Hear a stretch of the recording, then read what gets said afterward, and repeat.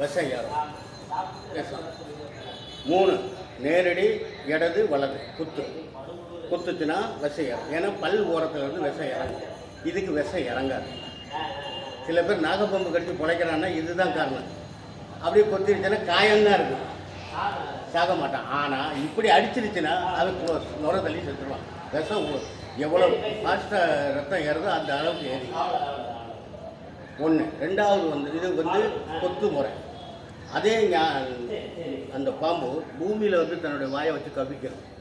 எவ்வளோ நீளம் இருக்கோ இது சுழட்டி அடிக்கும், அவ்வளோ ஆற்றல். அதுக்கு ஒரு எக்ஸாம்பிள், ஒரு காட்டு பகுதியில் அது இறந்தாட போகும்போது ஒரு எருமை இருக்குன்னு வச்சுக்கோங்க.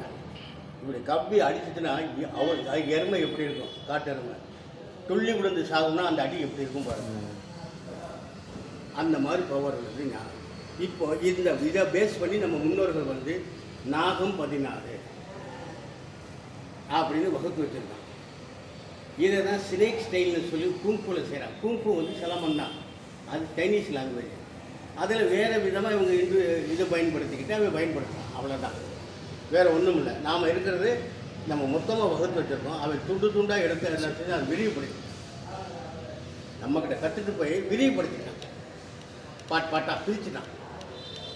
மொத்தமாக அந்த மிஷினை செஞ்சது நம்ம அவன் தனித்தனியாக பிரித்து அசம்பிள் பண்ணி ஒவ்வொன்றுக்கும் ஒவ்வொரு அசம்பிள் பண்ணிட்டாங்க. அப்படி தான், அதுதான் சுருக்கமாக சொல்கிறது. இப்போ நம்ம நாகம் 16 செய்யும். நான் காமிக்கிறேன், ஒன்று பார்த்துக்கேன். எப்பவும் போல் இந்த வணக்கத்துக்கு அப்புறம் நாகம் 16 செய்ய பார்த்தீங்களா, இங்கே பாருங்க.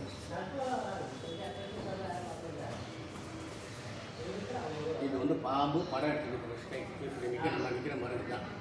இது எப்படி எடுக்கணும்னு தெரியாதவங்களுக்கு இதில் பாருங்க.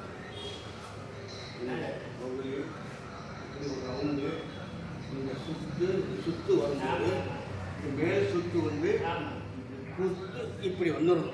எப்படி இருக்கு பாருங்க. நேரம் முதல்ல